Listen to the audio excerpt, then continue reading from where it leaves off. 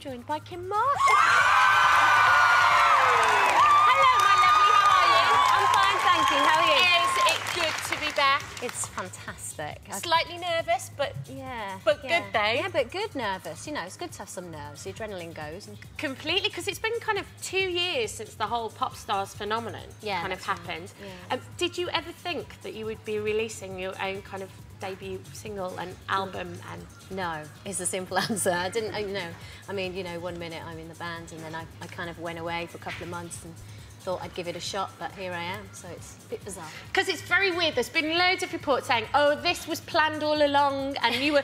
I can just imagine you sitting there like some media mogul, like, OK, right, this is how I'm going to do it. I'm going to join this pop stars band, and then I'm going to go away from them, and then I'm going to... Yeah. There was no big plan, was there? No, of course not. I mean, there's even been said that even my marriage to Jack was all part of my scheme, you know. I'm going to get myself... Yeah, you know.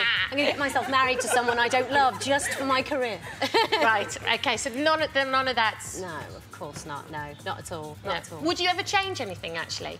No, because I had such a great time as part of Hearsay, despite all the rumours and everything. And without being in Hearsay, I wouldn't be where I am today, sitting on this sofa, kind of with this in front of me. So, you know, I wouldn't change it at all for the world. We had a great time. Yeah.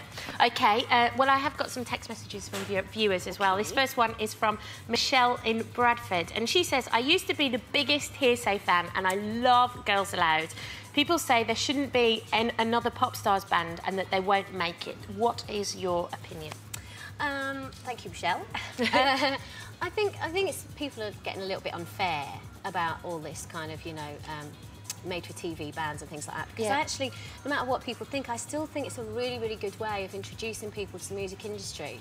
Because there's, you know, I mean, me especially living in Wigan and kind of, you know, not really knowing how to get into it. And I think they're great for just introducing people and showing them the way in. I think it's, you know, I think there should be more of them, definitely. Right, because of course Liberty X won their Brit Award, and you know they seem to be doing very well. And... Exactly, yeah, they're having a great time. Because I'm in contact with them all the time, and they're just, you know, having. Because they came to your wedding, didn't they? Yeah, they did. The guys from Hearsay didn't, but they came. So did you know them from before? Yeah, because well, I mean, especially I'm quite close to Jessica anyway, because we shared a room all the way through the auditions. Like, right. You know, she's seen me in the mornings, and I've seen her in the mornings, and we're looking very unglamorous, probably at 5. You tend to crawl in, don't you, a bit? Exactly. Yeah. So that's how they came to be. Yeah. Okay. Also, there's been your new album's called Standing Tall and all that kind of stuff.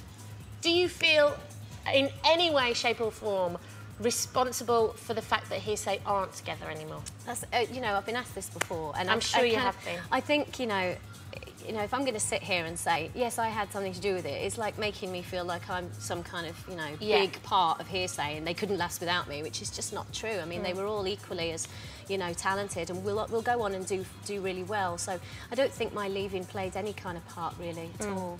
No. Do you think that they do have legs? The rest of the... Do you think that the rest of the people in the group can go off and pursue solo projects? And do you think it would be projects within the music industry, or do you think it's elsewhere, maybe?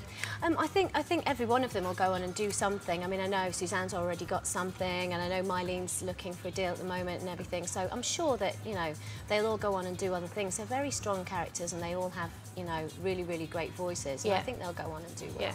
Do you think you'll see them again? I mean, have you seen any of them since you split from the group? It's really sad, but I haven't. And I would love to get together with them all and just kind of put the world to rights and, you know, kind of have a gossip and stuff. Yeah. But no, I haven't. Because quite often there's stories in the press where they kind of talk about things, and I don't know if it gets spun out of control. Or, like recently, Suzanne was in the press not being very complimentary about you. Yeah.